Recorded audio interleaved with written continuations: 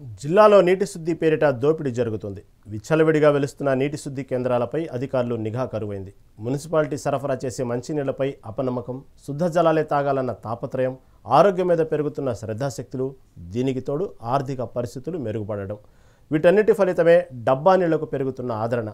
పట్నం కానీ పల్లెటూరు కానీ ఎక్కడ చూసినా ఇంటింటా ఊరురా ప్లాస్టిక్ క్యాన్లతో మంచినీటి సరఫరా దృశ్యాలు సర్వసాధారణమయ్యాయి. ఇంతకీ ఈ నీళ్లన్నీ సురక్షితమేనా? మున్సిపల్ నీటిని మళ్లించి కాసులిచ్చి కొనుక్కుంటున్న ఈ డబ్బా నీళ్లపై మెగా 9 టీవీ స్పెషల్ ఫోకస్.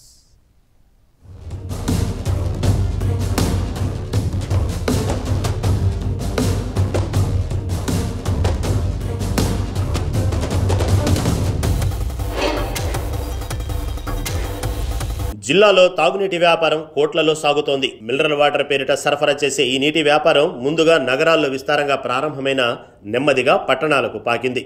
అంతేకాకుండా ఇప్పుడు గ్రామాలను సైతం నీటి వ్యాపారం తాకడంతో ప్రజల ఆరోగ్యం దెబ్బతింటోంది. నీళ్ల వ్యాపారులు భద్రతా ప్రమాణాలు పాటించకుండా స్వచ్ఛమైన నీరును అందివ్వడం లేదనేది ప్రధానాంశంగా చెప్పుకోవచ్చు. ప్రధానంగా ఒక మున్సిపాలిటీ గాని పంచాయతీ గాని సరఫరా చేసే తాగునీటిని ఆయా శాఖలు నిర్వహించే సమావేశాల్లో ప్రజాప్రతినిధులు, అధికారులు సైతం తాగని పరిస్థితి చూస్తుంటాం. ఇక సమావేశాల్లో కూడా మినరల్ వాటర్ టిన్స్ విరివిగా వాడటం కనబడుతూ ఉంటుంది. పెళ్లైనా, విందైనా, పుట్టినరోజైనా, మరేదైనా శుభ కార్యక్రమాల భోజనాల్లో ఈ మధ్య మినరల్ వాటర్ టిన్లపైనే అందరూ ఆధారపడటంతో అందులో నాణ్యతా ప్రమాణాలు ఎంత ఉన్నాయనేది చూడకుండా విందు భోజనాల హడావుడిలో పడిపోతున్నారు. మినరల్ వాటర్ అని ఫీల్ అయ్యి తాగేస్తున్న పరిస్థితి. ఇలాంటి పరిస్థితుల్లో మినరల్ వాటర్ అమ్మకాలు సాగించేవారు కూడా ఒకసారి వాడిన డబ్బాను శుద్ధి చేయకుండా అరకొరగా కడిగేసి డబ్బాలో గబ్బు నీళ్లు నింపేసి డబ్బులు దండుకుంటున్నారు ప్లాంట్ల యాజమాన్యం.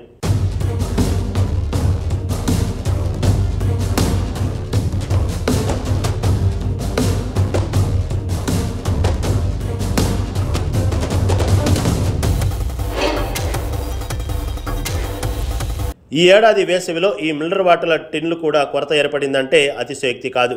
అమలాపురంలోని ఓ నీటి శుద్ధి కేంద్రంలో 20 లీటర్ల మినరల్ వాటర్ డబ్బా ఖరీదు 35 రూపాయలు. అది ఇప్పుడు 40 రూపాయలకు చేరింది. అయినప్పటికీ ఈ నీటి డబ్బాల కోసం ప్రజల డిమాండ్ ఉండటంతో ఆయా ప్లాంట్ల యజమానుల జేబుల్లో కోట్లలో నగదు చేరుతుంది.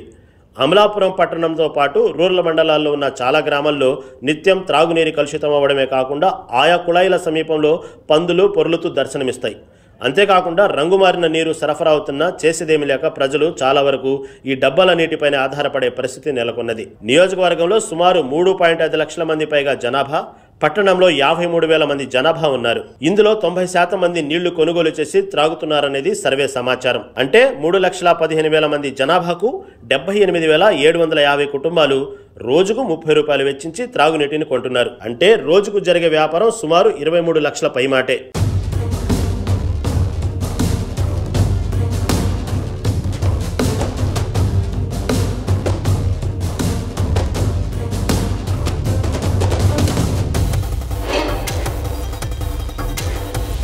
అంతేకాకుండా ఒక నెలలో 20 రోజులు మాత్రమే ఈ టిన్నులు కొన్నట్లయితే సుమారు 4.7 కోట్ల మేర నీటి వ్యాపారం జరుగుతుంది. ఇక విందులు, వినోదాల పేరిట జరిగే వ్యాపారం ఇక చెప్పనవసరం లేదు. విందుల్లో విచ్చలవిడిగా ఈ మినరల్ వాటర్ను చేతులు కడిగేందుకు కూడా వినియోగిస్తుండడం మనం చూస్తుంటాం. ఇది ప్రస్తుతం జరుగుతున్న నీటి వ్యాపారం. నియోజకవర్గ పరిధిలో ఉన్న మినరల్ వాటర్ ప్లాంట్లకు కొన్నింటికి తప్ప చాలా వరకు అనుమతులు లేకుండానే అమ్మకాలు జోరందుకున్నాయి. పట్టణానికి సమీపంలో చాలా చోట్ల ఈ మినరల్ వాటర్ ప్లాంట్లు వెలిశాయి. వీటిపై అధికారులు పర్యవేక్షణ కరువవడంతో వీరి వ్యాపారం ఇష్టానుసారంగా రాజ్యమేలుతుంది. పైపెచ్చు కొన్నింటికి మాత్రమే ఐఎస్ఐ ట్రేడ్ మార్కుతో వ్యాపారాలు సాగిస్తున్నారు. అయినప్పటికీ ఐఎస్ఐ ఉన్నా కూడా నాణ్యత ప్రమాణాలు పాటించని పరిస్థితి నెలకొన్నది.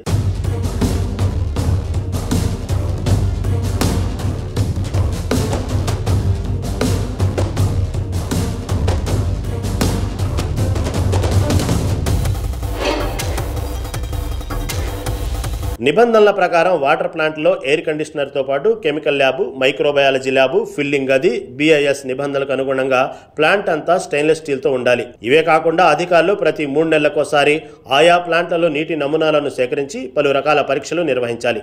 సంతృప్తికరంగా ఉంటేనే లైసెన్సులు ఇస్తారు. అంతకుముందు ఉంటే కొనసాగిస్తారు. ప్లాంట్ నిర్వహణతో పాటు ప్యాకెట్లు, బాటిళ్లకు కూడా ప్రత్యేక అనుమతి తీసుకోవాలి. కానీ అధికారులు కార్యాలయాలకు సైతం ప్యూరిఫైడ్ పేరుతో టీటీని సప్లై చేస్తున్నా వాటిని ప్రజలకు అందుబాటులో ఉంచడమే కాకుండా అధికారులు తాగుతున్నారే తప్ప అసలు ఈ వాటర్ ప్లాంట్ ఎక్కడ ఏర్పాటు చేశారు, తమ శాఖ అనుమతులు ఇవ్వకుండానే ఏ విధంగా వీటిని సరఫరా చేస్తున్నారనే కనీస పట్టింపు లేకుండా అధికారులు తమ విధులను కొనసాగిస్తున్నారు. కెనాల్ వాటర్ చాలా చక్కగా ప్రవహిస్తుంటది. కానీ కాటన్ బ్యారేజ్ ధవళేశ్వరం దగ్గర నుంచి ఇలా వచ్చే దారిలో అనేక రకాల మురుకు గొట్టాలు, టాయిలెట్ గొట్టాలు కూడా ఈ కాలంలో విడిచిపెడుతున్నారు.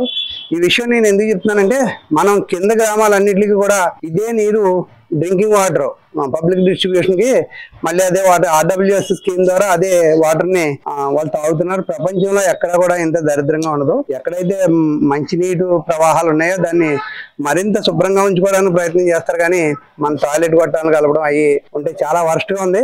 దీని మీద ఇరిగేషన్ అధికారుల యొక్క చర్యలు శూన్యం. అది చాలా ఇబ్బందికరం. ఇంకపోతే గతంలో ప్రవహించే పంట బోధలో ఇలా నీళ్లు తీసుకుని తాగినటువంటి జనరేషన్ మాది. ఇప్పుడు మినరల్ వాటర్లు కొనుక్కుంటున్నాం మనం.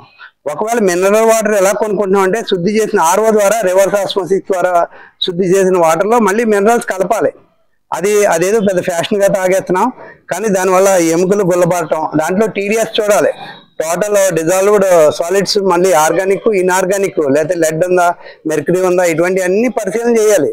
మంచినీటి విషయంలో ప్రభుత్వం నిర్లక్ష్యంగా ఉంది, పౌరులు కూడా అంతే నిర్లక్ష్యంగా ఉంది, ప్రభుత్వ అధికారులు ఇంకా నిర్లక్ష్యంగా ఉన్నారు.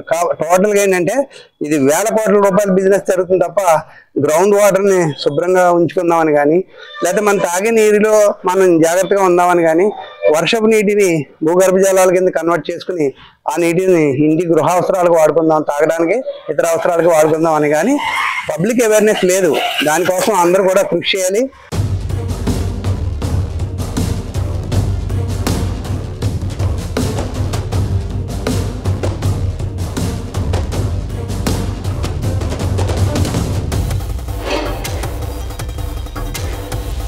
మూడు నెలలకోసారి ప్లాంట్లను తనిఖీ చేసి గుర్తింపు లేని వాటిని రద్దు చేసేలా జిల్లా ఫుడ్ ఇన్స్పెక్టర్లకు ప్రభుత్వం ఎప్పుడో బాధ్యతలు అప్పగించింది. కానీ ఇప్పటి వరకు ఏ ఒక్క ఫుడ్ ఇన్స్పెక్టరు, మున్సిపల్, గ్రామ పంచాయతీ అధికారులు ఎక్కడా ఈ ప్రమాణాలను పరిశీలించిన దాఖలాలు లేవు. ఇప్పటికైనా సంబంధిత అధికారులు స్పందించి ప్లాంట్లపై తనిఖీలు నిర్వహించి నాణ్యత ప్రమాణాలతో కొత్త డబ్బాల్లోనే నాణ్యత ప్రమాణాలు ఉన్న మంచినీటిని విక్రయించేలా చర్యలు చేపట్టాలని ప్రజలు కోరుతున్నారు. ఇదే విషయమై అధికారులు ఎలా స్పందిస్తారో వేచి చూడాల్సిందే.